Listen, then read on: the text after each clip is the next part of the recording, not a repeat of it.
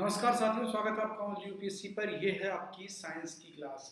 इससे पहले साइंस की करीब 5-6 क्लास हो चुकी हैं, जिनमें आपने देखा था हमने स्ट्रेटजी की पूरी बात कर ली थी, कितने क्वेश्चन कहाँ से आते हैं, वो सारी बात हो गई थी। उसके बाद में मैंने पढ़ाना भी स्टार्ट कर दिया था और एक सामान्य परिचय जीव विज्ञान का होता है उसका वर्गीकरण हमने देख लिया था, ठीक है।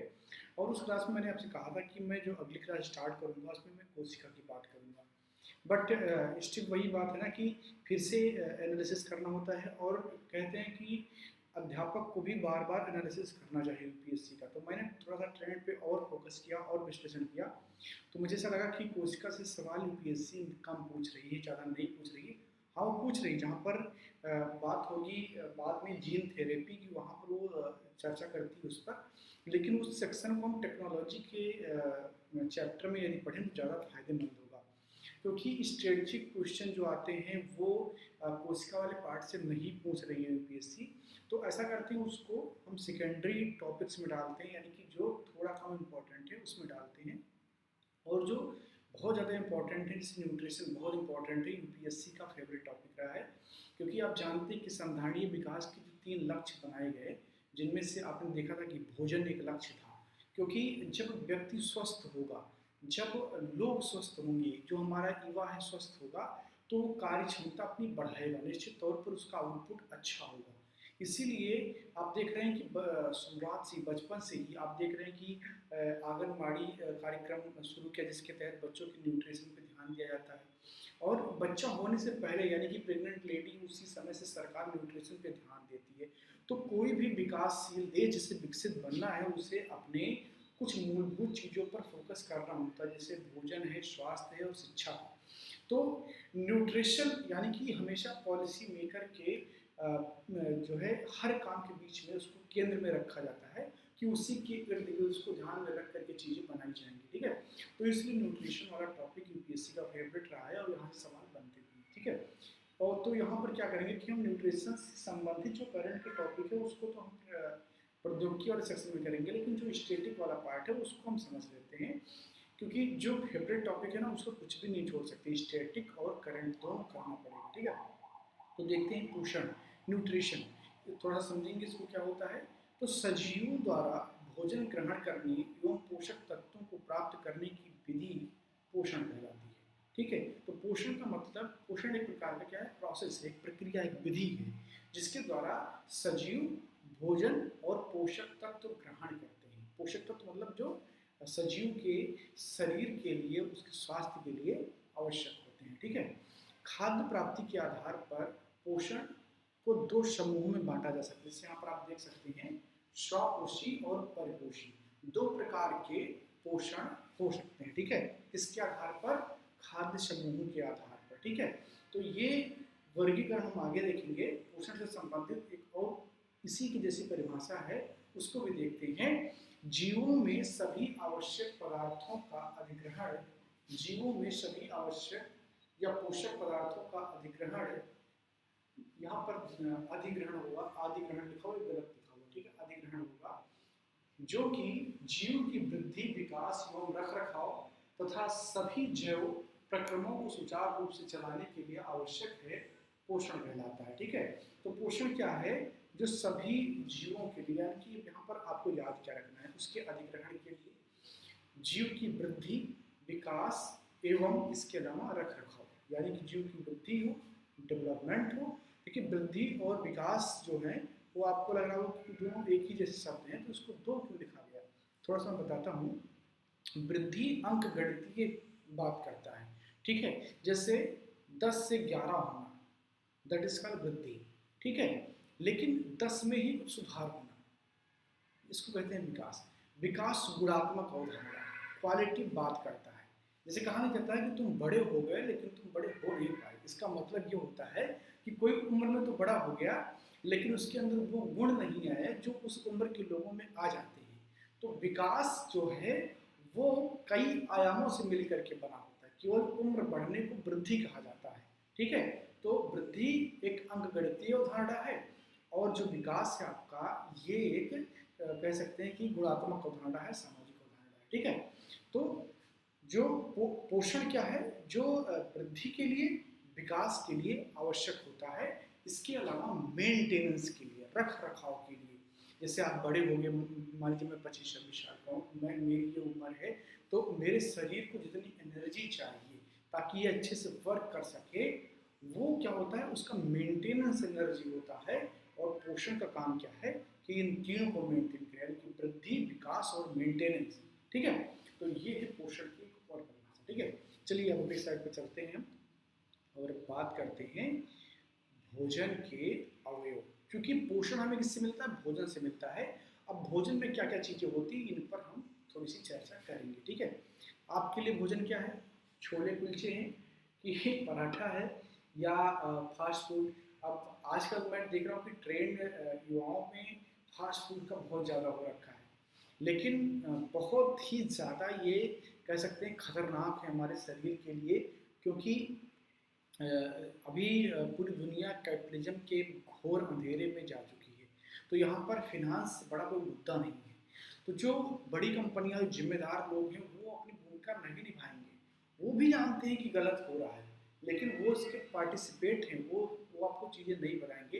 आपको थोड़ा सा जो है उस चीज़ को समझना होगा, थोड़ा सा एजुकेशन लेना होगा, अवेयरनेस लेनी होगी कि आपको कौन सा खाना आपकी सेहत के लिए सही है और कौन सा सही नहीं है। ठीक है, बस आप प्रचार देख करके टीवियों में या जो है ये फिल्मी सितारों को देख करके यदि आप अपना मील तय करने लगेंगे, तो निश्चित तौर पर वो आपके स्वास्थ्य पर बुरा असर डालेंगे।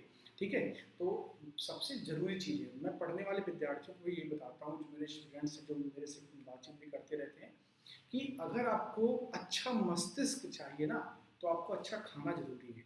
क्योंकि आपका दिमाग, आपका शरीर तभी वर्क करेगा जब आपको एनर्जी अच्छे से मिलेगी। अब मान लीजिए आपको 5 घंटे पढ़ाई करना है, एक बर्गर खा के आप बैठे हैं, तो क्या होगा, ना तो पढ़ाई होगा और ना ही शरीर के लिए वो जो है वो इतना एनर्जी दे पाएगा और नुकसान करेगा अलग से।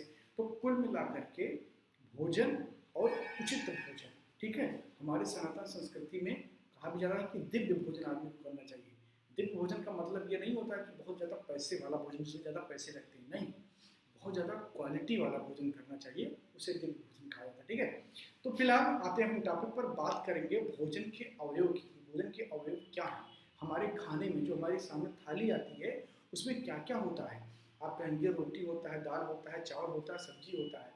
अरे भाई साहब, ये तो भोजन के अलग अलग रूप आपको बता रहे हैं, उनमें जो तत्व पाए जाते हैं वो सारी चीज़ें क्या है, तो वो ये है, ये 7 प्रकार की चीज़ें आपके भोजन में होती हैं। पहला है कार्बोहाइड्रेट, दूसरा है प्रोटीन, तीसरा है वसा, चौथा है खनिज लवण, पांचवा है विटामिन और छठा है जल, सातवां है रेसिन। अब इन पर हम अच्छे से चर्चा करेंगे कि ये हैं क्या, अलग अलग इनकी ज़रूरत क्या है, ये क्या देते हैं हमें, हमारे शरीर में इनका काम क्या है, क्यों हम इनको खाते हैं, तो उस पर पूरी बात हम करेंगे। ठीक है, तो सबसे पहले कार्बोहाइड्रेट देखते हैं।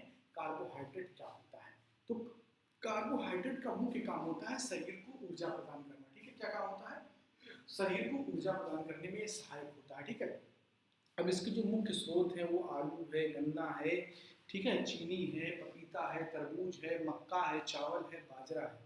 ये सब क्या है, कार्बोहाइड्रेट के स्रोत हैं।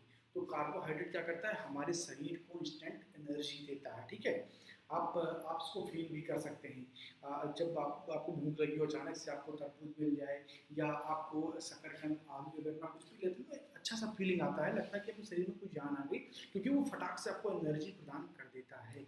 तो आपके भोजन में जो सबसे पहला अवयव क्या है, कार्बोहाइड्रेट है, और उससे आपको क्या मिलता है, ऊर्जा मिलती है, एनर्जी मिलता है। ये किससे किससे मिलता है, तरबूज से मिलता है, पपीता से मिलता है, चीनी से मिलता है, बहुत सारी चीज़ों से मिलता है। ठीक है, उसकी पूरी लिस्ट मैंने दे दी है, मैं साइड में हट जाता हूँ, उसका स्क्रीनशॉट भी आप ले सकते हैं। ठीक है, ये आप स्क्रीनशॉट इसका ले लेंगे। ठीक है, अब बात करते हैं प्रोटीन की। देखिए, प्रोटीन जो है बहुत ज़रूरी चीज़ है, और ये आपके शरीर के निर्माण में इसकी सबसे बड़ी भूमिका, प्रोटीन की सबसे बड़ी भूमिका होती है। ठीक है, तो आते हैं अपने स्लाइड पर, प्रोटीन की बात करेंगे। ठीक है, अब प्रोटीन आप देखेंगे इस शरीर की वृद्धि के लिए, क्योंकि जो आपकी कोशिकाएं बनी होती हैं ना, वो सब प्रोटीन से ही बनी होती हैं, तो शरीर की वृद्धि और स्वस्थ रहने के लिए यह आवश्यक होता है। ये 2 तरह से प्राप्त हो सकता है, एक तो जंतु से आप प्राप्त कर सकते हैं और दूसरा पादप से प्राप्त कर सकते हैं। जंतु से प्राप्त करने वाले जो लोग हैं उन्हें आप मांसाहारी, सर्वाहारी कहते हैं। ठीक है, जैसे जो मांस खा रहा है वो भी प्रोटीन ले रहा है, ठीक है। कोई पनीर खा रहा है, गाय का दूध, उसके बाद में उसका पनीर बनता है, तो वो भी एक जंतु पर आधारित है। एक शब्द है वीगन, वीगन आपने सुना है कि नहीं सुना है? मैं समर्थक हूँ उसका, ठीक है, इसमें कोई हर्ज नहीं कहने में, क्योंकि अच्छी बात है। ये जो है किसी वीगन किसी ब्रांड को मैं प्रमोट नहीं कर रहा हूँ, बट वीगन जीवन शैली जो है वो बड़ी अच्छी है, क्योंकि वो प्लांट बेस्ड फूड खाने को प्रेरित करती है। और इनफैक्ट वो कहती है कि जंतुओं से संबंधित जितनी भी चीज़ें हैं वो कहीं ना कहीं आपके स्वास्थ्य के लिए, आपकी इकोलॉजी के लिए या आपके इकोसिस्टम के लिए बेहतर नहीं है। जैसे अब यहाँ पर जो दूध खाने वाले, पनीर खाने वाले लोग हैं, वो अपना आँख तरे रखते हैं कि भाई हैं, दूध आप मना कर रहे हैं, पनीर मना कर रहे हैं। देखिए ये तो आपके ऊपर है, ये आपको फ्रीडम है कि आप फूड में क्या लेते हैं, क्या खाते हैं, आपको आज़ादी है, ठीक है। ये भारत जो है ये रूल ऑफ लॉ के तहत चल रहा है, यहाँ पर किसी के ऊपर आप इम्पोज नहीं कर सकते कि आपको ये खाना खाना है, ठीक है। बट जो उसके परिणाम निकल कर के आ रहे हैं उनके आधार पर यदि आप बात करें, जैसे जितने भी बड़े जीव हैं, चाहे गाय है, भैंस है, बकरा है, ये भी बकरी है, ये क्या करते हैं, बहुत भारी मात्रा में मीथेन छोड़ते हैं, जिनसे बहुत ही ज़्यादा ग्लोबल वार्मिंग हो रही है। तो आपको जो है पता नहीं चलता, लेकिन इनडायरेक्टली आपके आसपास इतना ज़्यादा मीथेन छोड़ते हैं कि इससे बहुत नुकसान हो रहा है। आपको लगता है कि आपने इनसे थोड़ा सा प्रोटीन ले लिया और ये आपके लिए बहुत बेहतर है, नहीं। अगर आप कैलकुलेटिव जाएंगे, उसको देखने को, पर्यावरण थोड़ा सा आप उसको जोड़ के पढ़ेंगे, तो आपको पता चल जाएगा कि प्लांट बेस्ड फूड जो है वो ज़्यादा आपके लिए बेहतर है, ठीक है। फिलहाल टॉपिक पे आते हैं, प्रोटीन हम पढ़ रहे हैं। तो प्रोटीन क्या है, हमारे शरीर की वृद्धि और स्वस्थ रहने के लिए आवश्यक है। ये दो तरह से प्राप्त होता है, जंतुओं से और पादप से। तो जंतु में आपने मांस, मछली, जो है पनीर वगैरह देख लिया, और जो पादप है उनमें आप देख सकते हैं मटर है, सोयाबीन है, चना का दाल है, राजमा है, ये सब क्या है, प्लांट बेस्ड है, ठीक है। तो प्रोटीन आप दो तरीके से प्राप्त कर सकते हैं, ठीक है। आगे देखते हैं, आपके भोजन में जो तीसरा चीज है वो है वसा। और वसा क्या है, वसा भी एक प्रकार का जो है एनर्जी प्रदान करने वाला तत्व है, यह भी आपको एनर्जी प्रदान करता है। इससे पहले आपने देखा था कि कार्बोहाइड्रेट क्या है, आपके खाने में एक ऐसा चीज है जो आपको एनर्जी देता है। प्रोटीन का काम क्या है, निर्माण का काम करना है, आपको स्वस्थ रखना, आपकी जो कोशिकाएं वो स्वस्थ रहें, ये काम प्रोटीन का है। एनर्जी का काम किसका है, एनर्जी का काम है कार्बोहाइड्रेट का, वसा का। तो यहाँ पर आप देखेंगे वसा शरीर को ऊर्जा प्रदान करता है। इससे जंतु स्रोत पनीर, मांस, अंडा या मछली से प्राप्त किया जा सकता है। और इसके अलावा यदि आप जंतु स्रोत नहीं पसंद करते हैं तो आपके लिए वनस्पति तेल एक ऑप्शन है। तो कुल मिलाकर के वसा का काम भी एनर्जी प्रदान करना है। यहाँ पर एक मैं अलग से चीज जोड़ता हूँ, वसा सिर्फ एनर्जी आपको नहीं प्रदान करती है, वसा का काम इससे भी कुछ ज्यादा है। और वो काम ये है कि वसा जो है वो आपके शरीर में, जो चमड़ा आप देख रहे हैं ना, मेरा हाथ आप देख रहे हैं, इसके नीचे इनका लेयर होता है वसा का, और ये क्या करती है, आपके शरीर के टेम्परेचर को मेंटेन रखती है, ठीक है। जिसके शरीर में फैट की कमी होती है ना, उसको ठंडी बहुत लगती है। आप कभी पूछिएगा, ठंडा का मौसम आता है तो जो कमजोर शरीर के होते हैं, बट उनके उनके अंदर फैट की कमी होती है, तो उनको ठंडा बहुत लगता है, क्योंकि वसा का जो लेयर है ना वो टेम्परेचर को मेंटेन करके रखता है बॉडी की, ठीक है। तो ये भी वसा का एक काम है, ध्यान रखिए। वसा के कितने काम है, दो काम है, एक तो एनर्जी प्रदान करना और दूसरा शरीर को के टेम्परेचर को मेंटेन रखना। हाँ, यहाँ पर एक चीज मैं जरूर जोड़ देता हूँ, आगे भी इस पर चर्चा हम करेंगे, थोड़ा और करेंगे। फैट अच्छा है बट ट्रांस फैट अच्छा नहीं है, ठीक है। फैट तो अच्छा है लेकिन ट्रांस फैट अच्छा नहीं है। आगे मैं समझाऊंगा कि ट्रांस फैट और फैट में अंतर क्या होता है, ठीक है, क्यों वो हानिकारक है आपके लिए, इन सब पर आगे हम चर्चा करेंगे। अभी फिलहाल हम भोजन के अवयव पढ़ रहे हैं। तो अगला जो अवयव है आपका वो है खनिज लवण, ठीक है। खनिज लवण जिससे आप नमक लेते हैं, जिससे आपको आयरन लेना चाहिए, जिससे आपको आयोडीन लेना चाहिए, तो ये सब क्या है, ये आपके शरीर के उचित विकास के लिए आवश्यक है, ठीक है। विकास एक नकारात्मक अवधारणा है, या सॉरी एक मूल्य रहित अवधारणा, नकारात्मक नहीं, गलत बोल दिया मैंने, सॉरी। विकास एक मूल्य रहित अवधारणा है। मूल्य रहित अवधारणा कोई जरूरी नहीं है कि वो पॉजिटिव हो, वो नेगेटिव भी हो सकती है, वो नेगेटिव भी हो सकती है, नकारात्मक भी हो सकती है। ऐसे में विकास को सही दिशा में करने के लिए जरूरी है कि वो उचित दिशा में हो, सही दिशा में हो, तो उसको उचित विकास आप कहेंगे। तो शरीर डेवलप करेगा, लेकिन सही तरीके से कब डेवलप करेगा, जो आपके शरीर में खनिज लवण होंगे वो उसे सही तरीके से डेवलप करने में हेल्प करते हैं। तो आप बात को समझ गए होंगे। नहीं समझ पाए तो फिर से समझा दो। जैसे आपका घर बन रहा है तो आपके घर को बनाने में ईंट चाहिए, सरिया चाहिए, सीमेंट चाहिए, बालू चाहिए, मोरम चाहिए, जो भी चाहिए, ठीक है, ये सारी चीज़ चाहिए। अब क्या उसको इकट्ठा रख देंगे तो घर बन जाएगा? नहीं, उसका एक सिस्टम है कि कहाँ पर ईंट लगाना है, कहाँ पे सीमेंट लगाना है, कहाँ पे सरिया लगाना है, इसका एक सिस्टम है ना। तो इसी प्रकार आपके शरीर में भी जरूरत की जो चीज़ें हैं वो कैसे काम करेंगी, ये काम करते हैं खनिज लवण, ठीक है। आगे देखते हैं विटामिन। अब विटामिन का क्या क्या काम है? आपने शरीर बना लिया, उसको मेंटेन कर लिया, रख रखाव हो गया, लेकिन अचानक से आ गया कोरोना। अब कोरोना आ गया तो उससे कैसे लड़ेंगे? तो उससे लड़ने के लिए आपके अंदर इम्यूनिटी होना चाहिए, ठीक है। अब इम्यूनिटी कैसे बनता है? विटामिन से बनता है। तो जो विटामिन होते हैं वो आपके शरीर में प्रतिरक्षा का काम करते हैं और रोगों के प्रति लड़ने की क्षमता आपके अंदर विकसित करते हैं। तो विटामिन आपके शरीर को एनर्जी नहीं देता है, आपके शरीर का निर्माण नहीं करता है, बस केवल बाहर से आने वाले रोगों के प्रति आप मजबूत हो, ये काम आपका विटामिन करता है, ठीक है ना। इसके अलावा जो अगला तत्व है वो है जल, ठीक है। तो जल तो बहुत महत्वपूर्ण है, आप जानते हैं कि जल से ज़्यादा महत्वपूर्ण कुछ भी नहीं है। ये सब जानने के बाद भी हम जल बहुत बर्बाद करते हैं, तो हमें सीखना चाहिए, ठीक है। जल बहुत आवश्यक है, जिन क्षेत्रों में जल नहीं है उनसे जाकर के पूछिए कि जल की कीमत क्या होती है, ठीक है। तो जल भी आपके शरीर के लिए बहुत आवश्यक है। किस प्रकार आवश्यक है? यह भोजन में उपस्थित पोषक तत्वों को अवशोषित करने में मदद करता है। तो जो पोषक तत्व आपने लिए हैं बाई फूड यानी कि खाने के द्वारा, उसे अवशोषित करने में जो सबसे बड़ा कारक होता है, सबसे बड़ा फैक्टर होता है, वो क्या होता है? जल होता है, वाटर होता है, ठीक है। आगे बढ़ते हैं। इसके अलावा एक है आपका रेशा। तो जल के बाद में जो आपका अगला है वो है रेशा। अब रेशा क्या होता है? आप किसी रेस्टोरेंट में खाना खाने कभी गए हैं क्या? गए ही होंगे, ठीक है। तो खाने से पहले आपको कटोरी भर के सलाद दिया जाता है।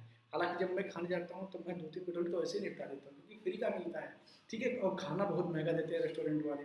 तो सलाद जो है ना, वो आपके शरीर में कुछ हेल्प नहीं करता है जाकर के। वो ना तो आपको एनर्जी प्रदान करता है, ना आपको जो है प्रतिरक्षा देता है, लेकिन एक बहुत ज़बरदस्त काम करता है। वो काम क्या है कि आपने जो कुछ भी खाया है वो आसानी से कैसे निकलेगा, ये काम सलाद करता है। तो सलाद यानी कि जो रेशे वाले चीज़ें होती है, मूली आप खा रहे हैं, प्याज खा रहे हैं, ये सारी चीज़ें जो होती हैं, ये आपके शरीर में जो आपने फूड लिया है, जो खाया है आपने, कार्बोहाइड्रेट लिया है, वसा लिया है, विटामिन लिया है, उनको यूज करने के बाद में यानी कि पोषक तत्व उससे लेने के बाद में जो बचा हुआ चीज़ है, ठीक है, उसको बाहर करने में रेशे जो है बहुत महत्वपूर्ण भूमिका निभाते हैं। तो ये हो गया आपका पूरा फूड स्ट्रक्चर की कौन कौन सी चीज़ें आपके थाली में होती है खाने के टाइम पर, और अगर इनमें से कोई नहीं है तो आप उनके जो है परिणाम झेलने के लिए आपको तैयार रहना चाहिए। तो इस प्रकार ये है आपका भोजन, ठीक है। अगली क्लास में हम बात करेंगे पोषण के प्रकार की, और उसमें चर्चा करेंगे कि जो 2 प्रकार का पोषण होता है उसके सब प्रकार यानी कि उप प्रकार क्या हैं, और उन पर भी गंभीर चर्चा हम करेंगे। तो मिलते हैं अगली क्लास में। इस क्लास को लाइक करें, शेयर करें, जो नए लोग जुड़ रहे हैं वो चैनल को सब्सक्राइब करें। पर डे आपको क्लासेस मिल रही है, जियोग्राफी की भी क्लास स्टार्ट हो गई है, साइंस की क्लास आपको मिल ही रही है, करंट अफेयर्स पर डे आपको मिलता है। तो मजे लीजिए, फ्री पढ़ाई आपको मिल रही है यूपीएससी के द्वारा। नए तो सब्सक्राइब कर लेंगे, बाकी पुराने वाले अपना काम करते रहेंगे, लाइक शेयर। जिनको कुछ भी समझ में ना आया हो यानी कि कोई सवाल उनके दिमाग में बन रहा हो, फटाफट कमेंट बॉक्स में लिख दीजिए। मिलते हैं वीडियो में, बहुत बहुत धन्यवाद।